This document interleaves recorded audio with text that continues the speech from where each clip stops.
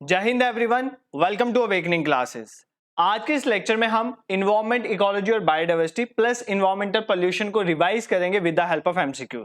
एक pen notebook साथ में लेके बैठना, क्योंकि रिवीजन बहुत ज्यादा करवाई जाएगी, बहुत ज्यादा एडिशनल इन्फॉर्मेशन आपको प्रोवाइड की जाएगी। इससे पहले भी मैं इन टॉपिक के रिलेटेड कुछ सेशंस लाया हूं, तो उनको भी आप प्लेलिस्ट में देख सकते हो। होलिस्टिक वे में ये टॉपिक आपके एग्जाम के लिए प्रिपेयर हो जाएगा। तो बिना टाइम वेस्ट करे लेक्चर को स्टार्ट करते हैं। The very first question is, Which one of the following is the best description of the term biome? इस ऑप्शंस में से कौन से ऑप्शन जो है वो बायोम को अच्छी तरह से एक्सप्लेन करता है? ठीक है, पहले आप खुद ट्राई करना, आंसर देना, फिर आप डिस्कशन को देखना। First option is community of plants and animals that share the same environmental condition, कि वो प्लांट्स एनिमल जो एक ही तरह के इन्वायरमेंटल कंडीशंस को शेयर करते हैं। चलो मान लेते हैं। That part of the earth which is inhabited by living organism, वो पार्ट अर्थ का जहां पर लिविंग ऑर्गेनिजम्स रहते हैं। ये तो बायोस्फीयर होता है, ये आप सबको पता होगा। बायोस्फीयर वो जगह होती है जहां पर लिविंग ऑर्गेनिजम्स रहते हैं। लिथोस्फीयर, हाइड्रोस्फीयर, एटमॉस्फेयर का वो पार्ट जहां पर लिविंग ऑर्गेनिज्म रहते हैं उसको बायोस्फीयर कहते हैं। A community of organism interacting with one another, एक कम्युनिटी ऑफ ऑर्गेनिज्म जो एक दूसरे के साथ इंटरेक्ट करते हैं। Fourth is transition area between two geographical area with diverse environmental condition, तो दो डाइवर्स इन्वायरमेंटल कंडीशन के एरिया के बीच वाला एरिया, इसको इकोटोन कहते हैं बेसिकली। तो ये बायोम की डेफिनेशन नहीं होती है, और नन ऑफ द अबव। तो इसका आंसर बेसिकली क्या है? इसका आंसर पहली ही स्टेटमेंट थी। देखो बायोम क्या होता है? एक प्लांट और एनिमल की कम्युनिटी जो एक ही इन्वायरमेंटल कंडीशन में रहती है, मतलब सेम इन्वायरमेंटल कंडीशन में रहती है। फॉर एग्जाम्पल देखो, डेजर्ट है ना, डेजर्ट एरिया, आपको पता है डेजर्ट की सेम इन्वायरमेंटल कंडीशन है। क्या इन्वायरमेंटल कंडीशन है? फॉर एग्जाम्पल डेजर्ट में टेम्परेचर हाई होता है और प्रेसिपिटेशन लेवल लो होता है। तो ये बेसिकली इन्वायरमेंटल कंडीशन किसको डिफाइन करती है? डेजर्ट को। तो डेजर्ट हमारे पास एक बायोम आ जाता है। इसी तरह ग्रासलैंड एक बायोम है, ट्रॉपिकल रीजन एक बायोम है। मतलब टेम्परेचर और प्रेसिपिटेशन के बेसिस में हमने किसी रीजन को डिवाइड किया गया है, क्योंकि उस रीजन में क्या है? सेम इन्वायरमेंटल कंडीशन है, तो उसको हम बोलते हैं बायोम। ठीक है, एक यहां पर मैं अभी फ्लो चार्ट बनाऊंगा, ये फ्लो चार्ट आपने याद कर लेना, एग्जाम में बहुत बहुत ज्यादा जरूरी है ये। देखो सबसे पहले अगर हम सेल से बात करें, हमारी बॉडी में सबसे पहले क्या होता है? मॉलिक्यूल्स, जैसे प्रोटीन वगैरह, ये मॉलिक्यूल्स ये मिलके सबसे पहले क्या बनाते हैं? एक सेल बनाते हैं। ध्यान से सुनना, ठीक है। सेल से क्या बनता है? टिश्यू बनता है। आपको पता है, आपने बायो में पढ़ा हुआ है, आप सब इंटेलिजेंट हो। टिश्यू के बाद हमारे पास क्या बन जाता है? सेल से टिश्यू बना, टिश्यू के बाद हमारे पास क्या बन जाते हैं? टिश्यूज मिलके हमारे पास ऑर्गन बनते हैं।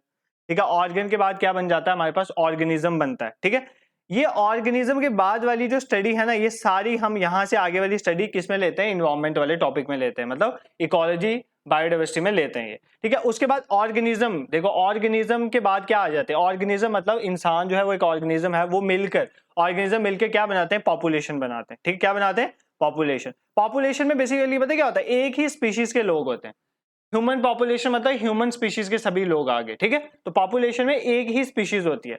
पॉपुलेशन के बाद आ जाती है हमारी कम्युनिटी। कम्युनिटी में क्या होती है? जब डिफरेंट स्पीशीज जो हैं, बहुत सारी स्पीशीज इकट्ठे रहती हैं, उसको हम बोलते हैं कम्युनिटी। ये याद रखना, ठीक है। उसके बाद आ जाता है इकोसिस्टम। इकोसिस्टम में क्या होता है? हमारी डिफरेंट कम्युनिटीज जो होती हैं वो आपस में तो इंटरेक्ट करती हैं, प्लस जो एबायोटिक एनवायरनमेंट है उसके साथ भी इंटरेक्ट करते हैं, तो वो होता है इकोसिस्टम।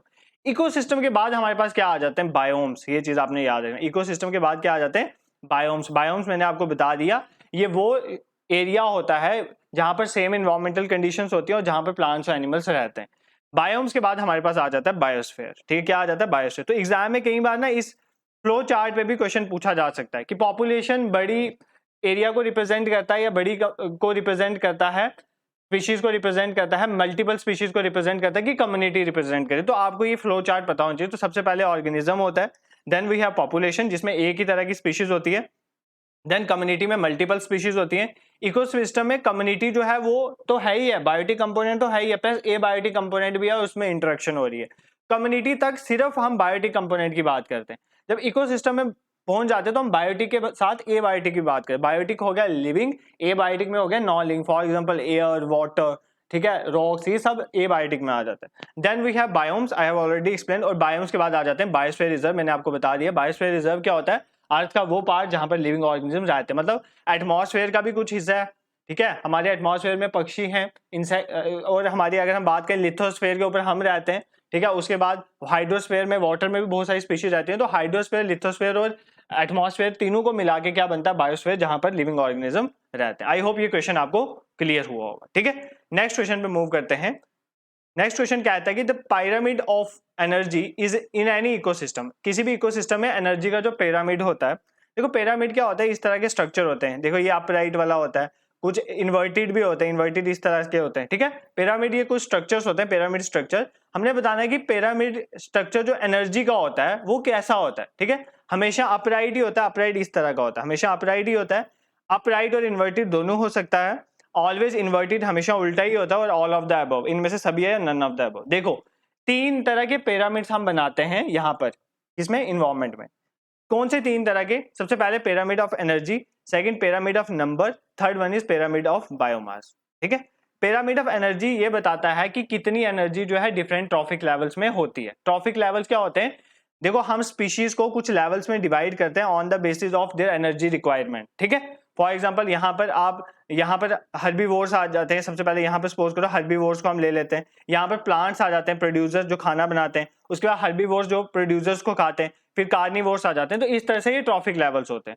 अब पिरामिड ऑफ एनर्जी में हम बताते हैं कि किस तरह से एनर्जी डिस्ट्रीब्यूट है डिफरेंट ट्रॉफिक लेवल्स में। तो एनर्जी की डिस्ट्रीब्यूशन हमेशा अपराइट होती है। देखो हमेशा सबसे ज्यादा एनर्जी सबसे नीचे वाले ट्रॉफिक लेवल में होगी, उससे कम होगी ऊपर वाले लेवल में, उससे कम होगी ऊपर वाले लेवल में। ये क्यों होता है? आपको एक याद रखना है, एक 10% रूल है। क्या रूल है नाम का? 10% रूल। किसने दिया था? लिंडेमैन ने दिया था। किसने दिया था? लिंडेमैन ने। इस रूल में ये कहा जाता है कि हर एक ट्रॉफिक लेवल से दूसरे ट्रॉफिक लेवल में कितनी एनर्जी ट्रांसफर होती है? सिर्फ 10%।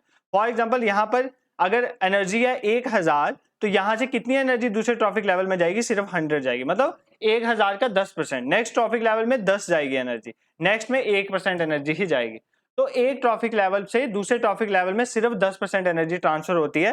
ये लिंडेमैन ने कंसेप्ट दिया था।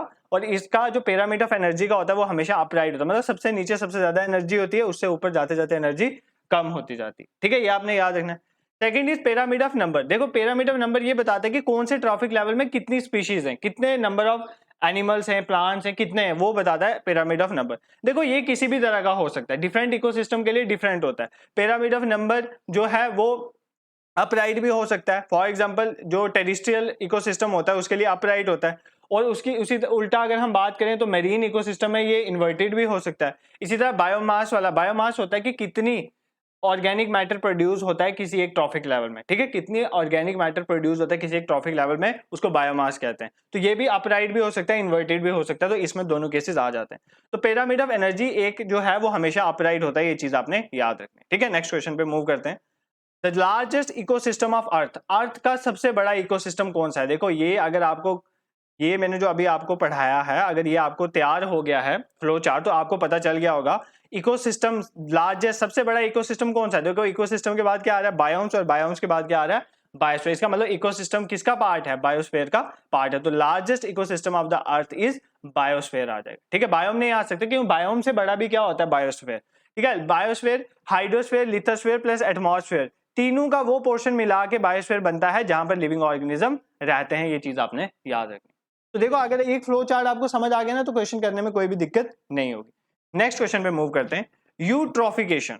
यूट्रॉफिकेशन इन लेक्स, जो लेक्स में यूट्रॉफिकेशन होती है is due to the presence of, वो किसकी वजह से होती है?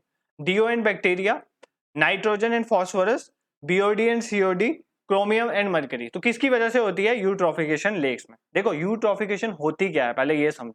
देखो यूट्रॉफिकेशन का सिंपल मतलब होता है कि जब किसी वाटर बॉडी के अंदर, ध्यान से सुनना, जब किसी वाटर बॉडी के अंदर न्यूट्रिएंट साल्ट्स बहुत ज्यादा आ जाते हैं, ठीक है। ये कोई वाटर बॉडी है और इसमें क्या है? बहुत ज्यादा न्यूट्रिएंट्स आ चुके हैं, बहुत ज्यादा साल्ट्स आ चुके हैं, न्यूट्रिएंट्स आ चुके हैं, जैसे फॉस्फोरस आ गया, पोटेशियम आ गया, कैल्शियम आ गया, ये सारे जो न्यूट्रिएंट्स हैं ये बहुत ज्यादा आ गए किसी वाटर बॉडी में। इस प्रोसेस को बोलते हैं यूट्रॉफिकेशन। ये दोनों तरह से हो सकता है। देखो नेचुरली भी होता है। अब रिवर्स हैं, रिवर्स जो है जो माउंटेन से निकलती हैं तो रास्ते से बहुत सारे न्यूट्रिएंट्स उठा के लेक्स में डाल देती हैं। तो नेचुरली कई बार आर्टिफिशियल भी होता है। फॉर एग्जांपल हमने कोई फैक्ट्री लगाई है तो फैक्ट्री का वेस्ट, उसमें कितने ज्यादा न्यूट्रिएंट्स होते हैं, तो वो न्यूट्रिएंट्स अगर हम वाटर बॉडी में डालते हैं तो that is also known as eutrophication.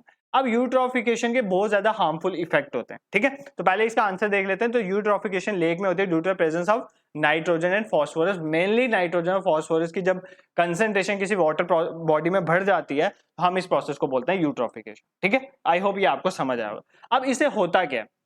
देखो सबसे पहली बात, यहां पर यूट्रॉफिकेशन होती है ना, उस वाटर की क्वालिटी डिग्रेड हो जाती है। क्वालिटी डिग्रेड होने की वजह से वहां पर एल्गी बहुत ज्यादा ग्रो कर जाती है। एल्गी ग्रो होने, जिसको हम एल्गी ब्लूम कहते हैं, और उस पूरे लेक के ऊपर एल्गी एल्गी हो जाएगी। अब एल्गी होने की वजह से नीचे सनलाइट नहीं पहुंच पाएगी, तो जो मैरीन लाइफ है वो बहुत ज्यादा डिस्ट्रॉय हो जाती है। तो ये चीज आपने याद रखनी है। तो eutrophication is not good for water bodies, ठीक है। Next is fish. अगर फिशेज हैं उनका डिप्लीशन स्टार्ट हो जाएगा, क्योंकि बेसिकली होता क्या है कि ऑक्सीजन जो है, देखो ऑक्सीजन बहुत कम हो जाती है जहां पर यूट्रोफिकेशन होती है उन वाटर बॉडीज में, और ऑक्सीजन की कमी में जो मैरीन स्पीशीज हैं वो सर्वाइव नहीं कर पाती हैं, इसलिए उनकी भी डिप्लीशन होना स्टार्ट हो जाती है और वाटर की क्वालिटी तो डिटोरिएट होती ही है। ये चीज भी आपने याद रखना है। आई होप ये क्वेश्चन आपको क्लियर है।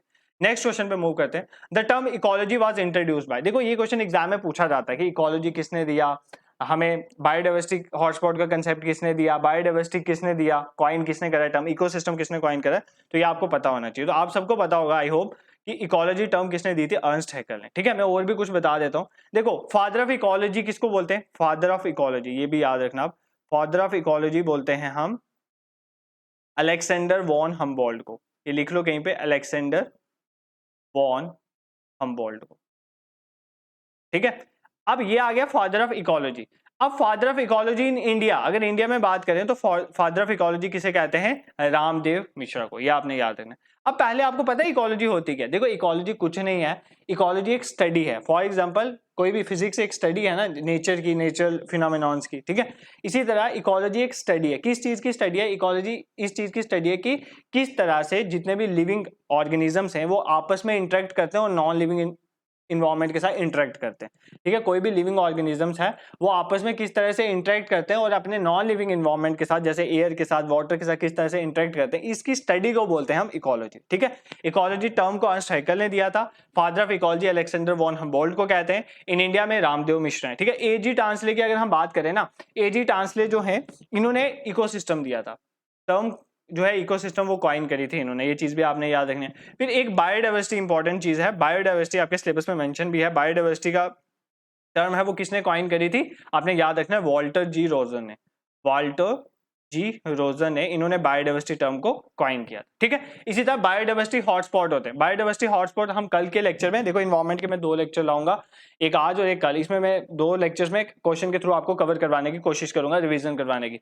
बायोडाइवर्सिटी हॉटस्पॉट की अगर हम बात करें, बायोडाइवर्सिटी हॉटस्पॉट्स क्या होते हैं, वो रीजन होते हैं जहां पर एक तो एंडेमिक स्पीशीज है, वो स्पीशीज पाई जाए प्लांट्स और एनिमल्स की जो वहां की ओरिजिनल है, प्लस वहां पर हैबिटेट डिस्ट्रक्शन की वजह से उनकी लाइफ बहुत ज्यादा इंडेंजर्ड हो, ठीक है, प्लांट स्पीशीज इंडेंजर्ड हो, ऐसे रीजन को बोलते हैं हम बायोडाइवर्सिटी हॉटस्पॉट। तो कई बार एग्जाम में पूछा जाता है बायोडाइवर्सिटी हॉटस्पॉट का कंसेप्ट किसने दिया, तो नॉर्मन मेयर ने दिया है, ये भी आपने याद रखना है। तो ये कुछ चीजें जो एग्जाम के लिए इंपॉर्टेंट है, ठीक है। आई होप ये क्लियर हो गया होगा। नेक्स्ट क्वेश्चन पे मूव करते हैं। The second trophic level in a lake is, देखो ये क्वेश्चन पूछा जाता है। अभी इसके बाद ना जब ये सारा कंप्लीट हो जाएगा आपको टॉपिक, उसके बाद मैं क्या करूंगा, PYQs लाऊंगा हर एक सब्जेक्ट के रिलेटेड। जैसे JKPSI का एग्जाम हुआ, कंपाइलर का एग्जाम हुआ, कोई भी एग्जाम हो रहा है JKSS में, तो उनके PYQs में करवाऊंगा, उससे आपको पता चलेगा कि जो आपने पढ़ा है वो एग्जाम में अप्लाई भी हो रहा है या नहीं। तो ये क्वेश्चन पूछा गया था JKPSI की शिफ्ट्स में बहुत ज्यादा बार कि मतलब ये बताओ ये कौन सा ट्रॉफिक लेवल है, जो यू प्लैंकटन है वो कौन से ट्रॉफिक लेवल में आते हैं। तो यही कह रहा है कि सेकंड ट्रॉफिक लेवल लेक में कौन सा होता है। ट्रॉफिक लेवल मैंने आपको बता दिया, एनर्जी लेवल ये होते हैं किस्म के जो ऑर्गेनिज्म एनर्जी की डिमांड्स के बेसिस में डिफरेंट लेवल्स में डिस्ट्रीब्यूटेड होते हैं, ठीक है। अब सबसे पहले फंजाई, बेंथोस, जू प्लैंकटन या फाइटोप्लैंकटन। देखो अगर हम लेक या वाटर बॉडी की बात करें ना, सबसे नीचे हमारे पास आ जाते हैं, फर्स्ट ट्रॉफिक लेवल में आ जाते हैं फाइटोप्लैंकटन, ये प्रोड्यूसर होते हैं, ठीक है। कौन होते हैं ये प्रोड्यूसर, जो प्रोड्यूस करते हैं खाने को, ठीक है। उसके ऊपर ये प्रोड्यूसर हैं तो इनके ऊपर कोई सर्व करेगा, एक मतलब जैसे हमारे प्लांट्स होते हैं, प्लांट्स के ऊपर क्या कौन सर्व करेगा, जैसे कौ प्लांट पे डिपेंड करती है, तो कौ क्या आ गई, हर्बीवोर आ गई, ठीक है। हर्बीवोर मतलब वो क्या है, सेकंड ट्रॉफिक लेवल में आएगा। इसी तरह यहाँ पर लेक में सेकंड ट्रॉफिक लेवल में कौन आते हैं, जू प्लैंकटन। तो यही आपके क्वेश्चन का आंसर है। तो जू प्लैंकटन जो है वो फाइटोप्लैंकटन पे डिपेंड करते हैं फॉर देयर फूड, और ये कौन से ट्रॉफिक लेवल में आते हैं, सेकंड ट्रॉफिक लेवल में। इसके बाद आपको थर्ड ट्रॉफिक लेवल में स्मॉल फिशेज आ जाती हैं, फिर उसके बाद लार्ज फिशेज आ जाती हैं, ये चीज आपको याद रखनी है, ठीक है। आई होप ये आपको क्लियर हुआ है। नेक्स्ट देखते हैं, which is the most stable ecosystem, इन सब में से सबसे स्टेबल इकोसिस्टम कौन सा है, मैरीन, फॉरेस्ट, माउंटेन या डेजर्ट। तो सबसे स्टेबल इकोसिस्टम जो होता है वो होता है मैरीन या मैरीन ओशन इकोसिस्टम जो होता है। देखो वाटर इकोसिस्टम में लेक पॉन्ड की बात नहीं कर रहा मैं, जो ओशन इकोसिस्टम है जहां पे साल्ट कंटेंट ज्यादा होता है उस मैरीन इकोसिस्टम की बात करता हूँ, वो सबसे स्टेबल इकोसिस्टम होता है। ये चीज आपने याद रखनी है। क्यों होता है? इसका रीजन ये है कि यहाँ पर जो रेशियो है ना डिफरेंट ऑर्गेनिज्म की, जैसे फिशेज हो गया, शार्क्स हो गया, स्मॉल फिशेज, शार्क्स, फाइटोप्लैंक्टन, जूप्लैंक्टन, ये हमेशा स्टेबल रहती है, इसमें ज्यादा फर्क नहीं पड़ता। ऑल्दो इन्वायरमेंटल बहुत ज्यादा फैक्टर की वजह से, आपको पता है ग्लोबल वार्मिंग, क्लाइमेट चेंज हो रहा है, उसकी वजह से इंपैक्ट पड़ता है, हर चीज में पड़ा है इंपैक्ट, बट मैरीन इकोसिस्टम में उतना ज्यादा इंपैक्ट नहीं पड़ता, ये ऑलमोस्ट स्टेबल रहता है। इसी वजह से हम इसको मोस्ट स्टेबल इकोसिस्टम कहते हैं। ये चीज आपने याद रखनी है, ठीक है। आई होप ये क्लियर हुआ होगा। नेक्स्ट क्वेश्चन पे मूव करते हैं। The phenomenon of marble cancer is due to, marble cancer, देखो आपने सुना होगा ताजमहल जो है वो उसका जो मार्बल है उसका कलर येलो कन्वर्ट होता जा रहा है, किसकी वजह से? कौन से फिनोमिनन की वजह से? सूट पार्टिकल्स की वजह से, एसिड रेन, क्लोरोफ्लोरोकार्बन की वजह से, फॉग की वजह से, और नन ऑफ द अबव। तो किसकी वजह से हो रहा है? एसिड रेन की वजह से। देखो एसिड रेन क्या होता है? हमारी फैक्ट्रीज है ना जो, वो नाइट्रोजन और सल्फर को बहुत ज्यादा प्रोड्यूस कर रही है, ठीक है। ये नाइट्रोजन और सल्फर जा रहा है हमारे एटमॉस्फेयर में, हमारे एटमॉस्फेयर में जाके क्लाउड्स में मिलता है, क्लाउड्स में मिलने के बाद क्या बन जाता है? ये बन जाता है निट्रिक एसिड, ध्यान से सुना, निट्रिक एसिड और सल्फ्यूरिक एसिड, निट्रिक और सल्फ्यूरिक एसिड में क्या हो जाता है? कन्वर्ट हो जाता है, ठीक है। ये जो निट्रिक और सल्फ्यूरिक एसिड है ना, ये जब मार्बल्स के ऊपर, मार्बल कैल्शियम का होता है, ये जो कैल्शियम है ना, मार्बल जो कैल्शियम का होता है, जब उसके ऊपर ये निट्रिक एसिड या सल्फ्यूरिक एसिड गिरता है, वो उस कैल्शियम को कन्वर्ट कर देता है किसमें? साल्ट बना देता है। जब कैल्शियम का साल्ट बन जाता है तो वो जो उसकी वाइट और जो उसमें वो शाइननेस प्रोवाइड करने वाली चीजें होती है वो खत्म हो जाती हैं, इसलिए जो है हमारा मार्बल डल या येलो कलर का हो जाता है। इसी को हम बोलते हैं मार्बल कैंसर। किसकी वजह से होता है? एसिड रेन में कौन कौन से पार्टिकल इन्वॉल्व है? नाइट्रोजन और सल्फर। कौन से एसिड बनते हैं इनसे? नाइट्रिक एसिड है, सल्फ्यूरिक एसिड, इसलिए इसको एसिड रेन कहते हैं। एसिड रेन से मार्बल के लिए हार्मफुल नहीं है, एसिड रेन प्लांट स्पीशीज के लिए भी बहुत हार्मफुल है, ये चीज आपने याद रखनी है, ठीक है। नेक्स्ट क्वेश्चन पे मूव करते हैं। Which one of the following is a bio indicator of air pollution? देखो बायो इंडिकेटर होता है किसी चीज के बारे में बताना, ठीक है। बायो इंडिकेटर का मतलब है कि एयर पोल्यूशन को बताता है कि एयर पोल्यूशन किसी जगह पे कितना है, उसकी कंडीशन अच्छी है बुरी है। तो कौन सा ऐसा बायो इंडिकेटर है एयर पोल्यूशन का? मतलब ये स्पीशीज जहां पर कम पाई जाएगी वहां पर मतलब एयर पोल्यूशन बहुत ज्यादा होगा, इस तरह से पता चलता है। Fern, lichen, money plant, more than one of above. तो देखो जो लाइकन्स होते हैं ना, लाइकन्स ये एक बायो इंडिकेटर होते हैं एयर पोल्यूशन के, ये चीज आपने याद रखनी है, ठीक है। क्योंकि ये एयर पोल्यूशन से बहुत सेंसिटिव होते हैं, खास करके सल्फर डाइऑक्साइड की वजह से, ठीक है। सल्फर डाइऑक्साइड भी एयर पोल्यूशन में ही आता है। तो जहां पर एयर पोल्यूशन बहुत ज्यादा होगा ये बहुत सेंसिटिव होते हैं, ये डिस्ट्रॉय हो जाते हैं, वहां पर ये बहुत कम पाए जाते हैं। तो ये चीज आपने याद रखनी है, ठीक है। नेक्स्ट क्वेश्चन पे मूव करते हैं। Which of the following is not a green house gas found naturally in the atmosphere? Atmosphere में जो ग्रीन हाउस गैस नेचुरली पाई जाती है उनमें से ये कौन सी नहीं है? ग्रीन हाउस गैसेज वो गैसेज होती हैं जो क्या करती हैं, जो सन से इंफ्रारेड रेडिएशन आ रही होती है ना, जो मतलब देखो आप धूप में बैठते हो ना, देखो समझा देता हूं मैं, सन से 3 तरह की रेडिएशंस आती हैं।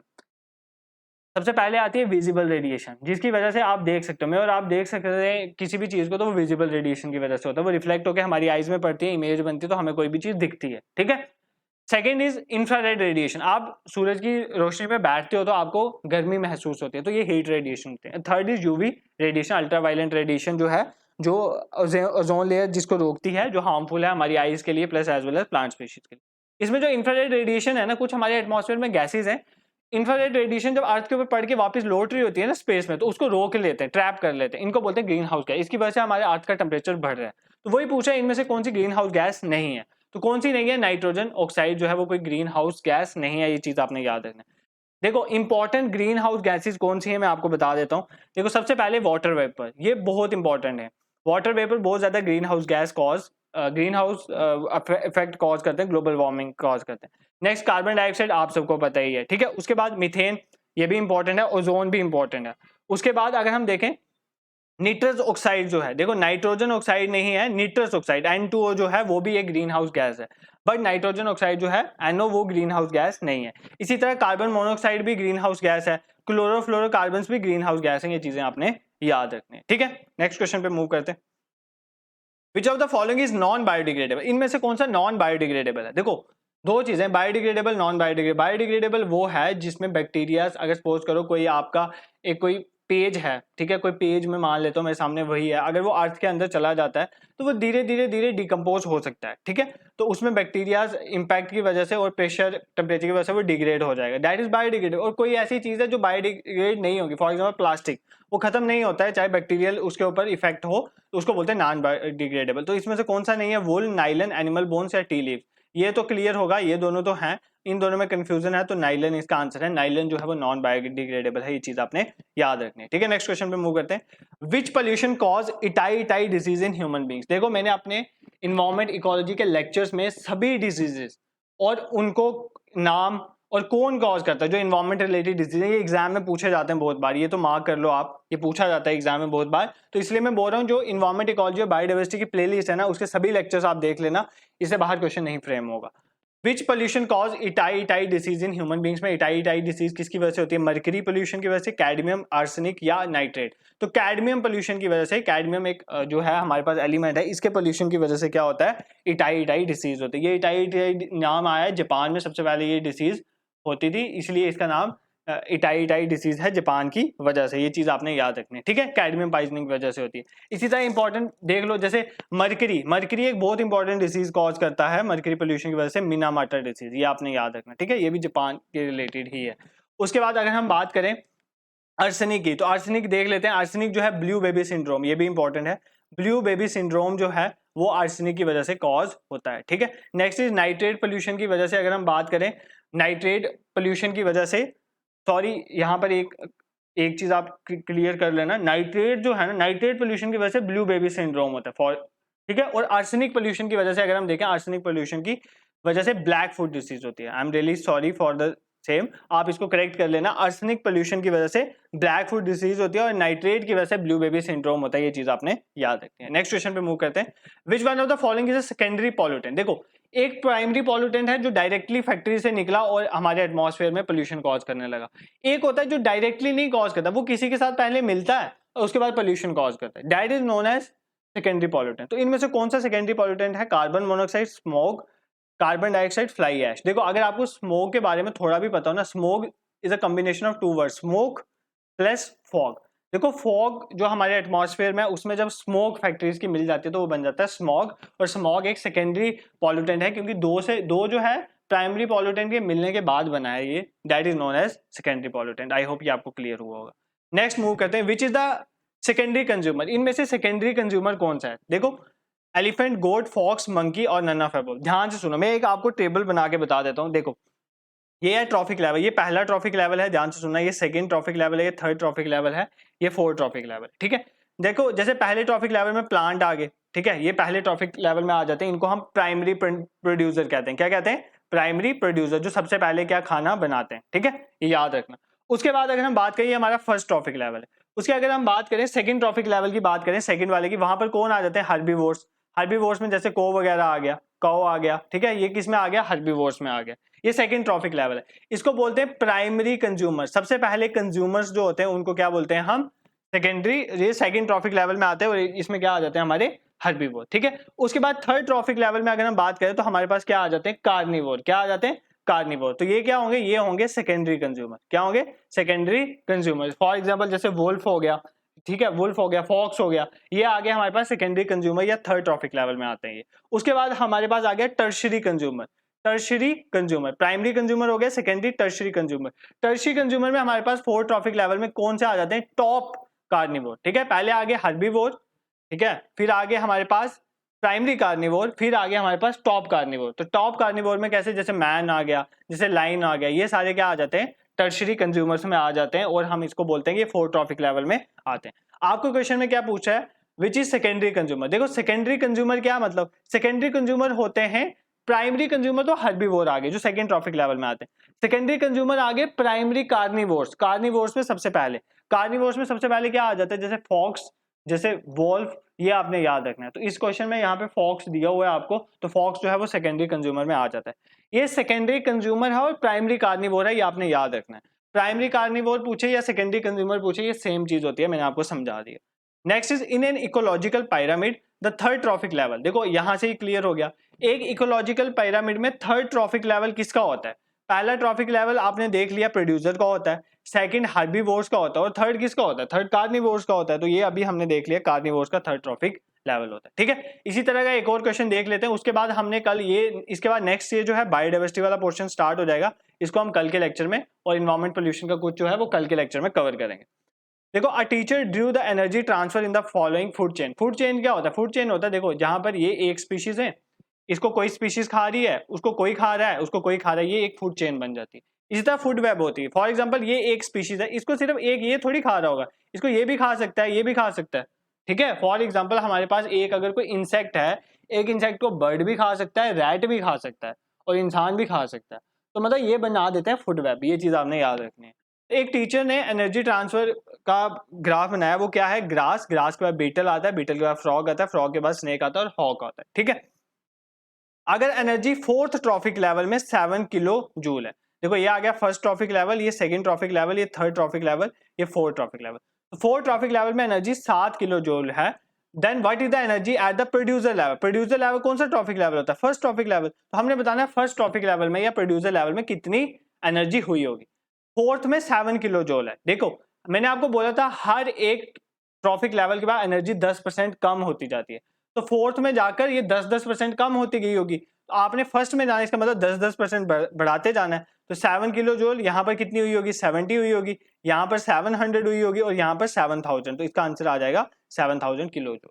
तो ये बेसिकली क्या है, ये क्या रिप्रेजेंट करता है, ये आपका 10% लॉ को रिप्रेजेंट करने का क्वेश्चन था। लिंडेमैन ने जो दिया था, उसने बोला था हर एक ट्रॉफिक लेवल में एनर्जी जो है वो 10% डिक्रीज होती जाती है। ठीक है, आई होप आज का ये लेक्चर आपको पसंद आया होगा। बहुत सारे टॉपिक और बहुत सारे एस्पेक्ट हमने साथ वाले कवर करे। मैं आपको रिकमेंड करूंगा कि इस वीडियो को देखने के बाद इन्वायरमेंट, इकोलॉजी एंड बायोडाइवर्सिटी की जो प्लेलिस्ट है उस पर जाना। देखो मैं वीडियो के एंड में भी उसका लिंक डाल दूंगा, प्लस आई टैब में भी शो करवा दूंगा, आप उस पर जाकर उन वीडियोस को देख लें, ये टॉपिक साथ साथ प्रिपेयर कर लें।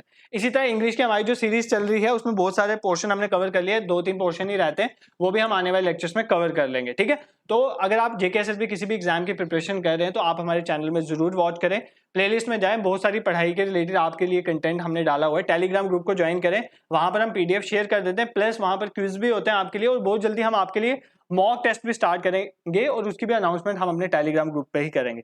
Thank you so much for watching.